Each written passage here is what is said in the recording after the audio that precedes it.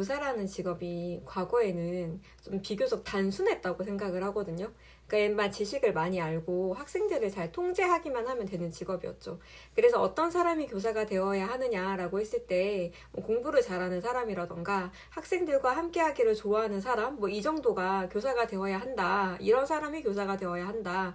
이렇게 생각을 했을 수 있을 거예요. 그런데 지금은 사회가 시대가 너무 많이 바뀌었죠. 일단은 교사가 어떤 권위라든지 힘이라든지 체벌로 학생들을 다룰 수 있는 시대는 이제 끝났습니다. 법과 제도도 안 되고요. 사람들의 인식 자체도 많이 변했습니다. 과거에는 학생이 선생님께 혼이 나고 오거나 아니면 뭐 맞고 왔다 이러면 부모님들이 네가 뭔 큰 잘못을 했으니까 그랬겠지. 그러면서 넌 잘못을 했으니까 엄마한테 더 맞자. 뭐 이런 상황이 됐고, 법이라도 해도 뭐 아동학대 방지법이라든가 아니면 뭐 김영란법이라든가 교사의 작은 행동 하나하나를 옥죄일 수 있을 만한 법들이 없었죠. 그런데 요새는 그런 법과 제도들이 너무 많아져서 이제 교사가 옛날처럼 뭔가 힘과 어떤 권위와 뭐 강력함과 이런 것으로 학생들을 다룰 수는 전혀 없는 시대가 되어서 버렸어요.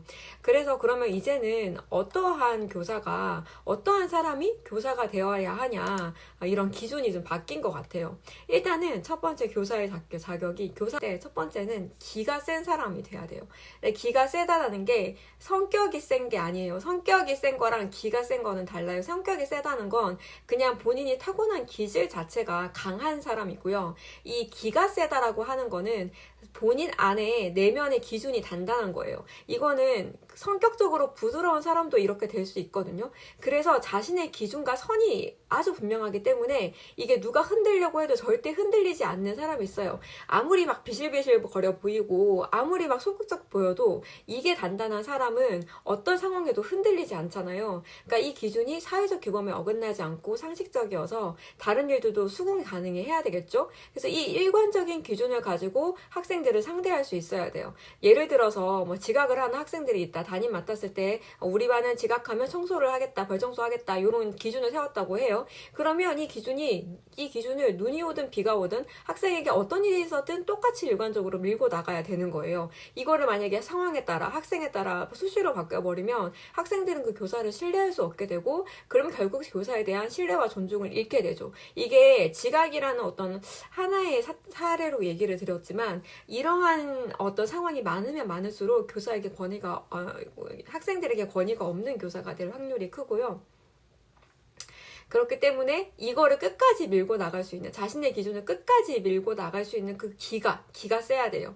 이거는 학부모들을 상대할 때도 마찬가지예요. 학부모님들한테도 뭐 이렇게 해주세요, 저렇게 해서 요새 참 다양한 요구들을 하시잖아요. 근데 그 요구들이 올 때마다 내내 하고 다 들어버리면 안 돼요. 자기만의 기준이 있어야 돼요. 먼저 그리고 이 기준을 공지를 해야 되겠죠. 그래서 뭐 예를 들어서 어떤 학부모님 같은 경우에는 학생이 이제 자녀가 집에서 말을 안 듣거나 학교에 가기 싫다고 하면 이제 M1 선생님한테 막 전화를 해서 네가 어떻게 하길래 학교에 애가 안 간다고 하냐면 이런 사람들이 있단 말이에요.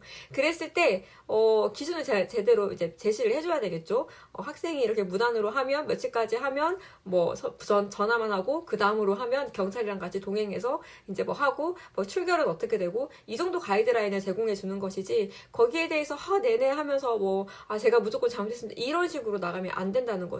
그러니까 그 어떤 상황이 와도 당황하거나 흔들리면 안 되고, 자신만의 원칙을 가지고 그걸 또 논리적으로 그 학부모나 학생을 설득할 수 있는 그 힘이 있어야 돼요. 그리고 자기가 생각했을 때 자기의 기준에 어긋나다 아니다라는 거는 무시할 수 있는 담력이 있어야 돼요. 그러니까 선하고 착한 사람이 교사를 해야 되는 거 맞아요. 근데 이 선하고 착함이 약함은 아니에요. 그러니까 정말 강하게 자기의 의지를 관철할 수 있고 그 강함으로써 선함을 지켜줄 수 있는 게 진짜 선함이라고 할 수 있는 거죠. 그게 진짜 강한 사람이라고. 두 번째로 실력이 확실해야 돼요. 이거는 특히 중고등학교에선 더더욱 그런데 고등에는 더 심하고요. 확실히 자기의 어떤 과목을 자기의 어떤 그거에 대해서 잘 설명하고 그걸 재미있게 수업할 수 있어야 있어야 돼요. 그래서 이제 막 선생님이 문제집을 계속 보면서 수업을 한다던가 답안지를 본다던가 이러면 정말 이제 학생들은 교사에 대한 신뢰가 떨어지면서 더더욱 이제 공교육을 불신하게 되겠죠. 요새는 또 인공지능이 나타나서 GPT한테 넣으면 개념에 대한 정리나 설명을 너무나 잘해줍니다. 노트북 LM도 그렇고. 근데 이 상황에서 그럼 교사의 역할이 지적인 영역에서 어떻게 돼야 되냐 하면 내 전공의 매력을 잘 어필하고 그 과목에 대해서 몰입할 수 있는 매력도를 이렇게 높여주는 그런 역량이 교사에게 점점 더 필요해지는 때라고 생각합니다. 그래서 어떠한 질문을 같이 던지고 그 질문을 어떻게 해결해 나갈 수 있고 이 탐구를 같이 이끌어줄 수 있는 역량이 점점 더 중요해지고 있다고 할 수 있죠. 그리고 세 번째는요, 사실 이게 진짜 중요한 건데 체력과 외모입니다. 일단은 어린 학생들을 상대하기 때문에 체력이 되게 중요해요. 체력이 강해야 돼요. 체력이 떨어지면 모든 게 다 무너지거든요. 체력이 일단 강해야 되고, 그리고 외모예요. 외모는 정말 이 단정한 옷차림과 각 잡힌 애티튜드가 되게 중요합니다. 옛날에 제가 초임교사 때 여기가 살짝 이제 약간 시스루 같은, 팔이 시스루 같은 어떤 여기 팔 쪽만 시스루였어요. 그러니까 되게 심한 건 아니죠. 그런 옷을 입고 학교에 갔는데 저보다 한 20년 선배이신 선생님이 본인도 이렇게 딱 붙는 반짝이 같은 옷을 입으시고 저한테 선생님이 그런 옷을 입어도 되냐 막 이렇게 말씀하셔가지고 약간 기분이 나빴던 적이 있거든요. 자기는 이렇게 생각하면서. 근데 이제 요새 보면은 젊으신 선생님들 중에 옷을 되게 자유분방하게 입고 다니시는 선생님들이 있어요. 사실 이게 말하면 약간 꼰대 같은데, 근데 우리가 TPO라는 게 있잖아요. 그러니까 근데 이게 옷차림이 별거 아닌 것 같아 보여도 정말 별거더라고요. 그래서 옷에 빈틈이 없어 보이면 옷에 빈틈이 없어 보이는 그것이 빈틈없는 이미지를 만들어주고 그 이미지가 이제 그 사람의 기세가 되는 그러한 것을 저는 사회생활하면서 이건 꼭 학교뿐만 아니라 직장생활하면서도 느꼈거든요. 이게 되게 중요한 것 같고, 그리고 명확한 말투, 그리고 바른 언어 사용. 학생들이 아무리 욕을 하고 비속어를 쓰더라도 교사가 함께 욕하고 비속어를 쓴다, 이거는 약간 자신의 스스로 권위를 깎아먹는 짓이 아닌가 그런 생각이 조금 들긴 해요. 이렇게 권위를 깎아먹고 이제 뭐 친근하다는 측면에선 좋을 수 있겠지만 이 친근하다는 건 자칫 잘못하면 함부로 대해도 된다라는 선을 넘을 수가 있거든요. 그래서 요런 어떤 그 외적인 어떤 메시지를 주는 것도 되게 중요하다고 생각이 듭니다. 사실 사람의 기세라는 거는 이 내면에서 나오는 것도 하겠지만 겉으로 드러나는 아우라 같은 것도 있는 거거든요. 그래서 이게 되게 중요한 것 같고, 그리고 네 번째로는 학교의 어떤 교칙이라든지 법적인 지식, 절차에 대한 지식을 제대로 갖고 있는 게 중요해요. 그래서 어떠한 사건이 터지거나 학생에게 문제 상황이 생겼을 때 너무 거기에 감정 몰입을 하지 말고 건조하게 행동할 수 있어야 오히려 롱런하는 교사가 될 수 있다라고 생각이 들고요. 근데 여기서 제일 중요한 거는 그래도 근본은 학생들을 사랑하는 마음이 있긴 있어야 됩니다. 그런 마음이 아예 없고 이제 그런 어떤 남을 가르치는 것에 대한 보람, 이런 것이 전혀 없는 사람은 교직에서 오래 버티기가 그래도 좀 힘들지 않을까라고 생각이 드는 게, 저는 이제 교사를 교사를 좀 오래 했잖아요. 그런데 원래 저의 성격은 이렇게 타인에 대해서 그렇게 관심 있는 성격이 아니었어요. 공부를 혼자 하는, 공부를 좋아하는 타입이었지.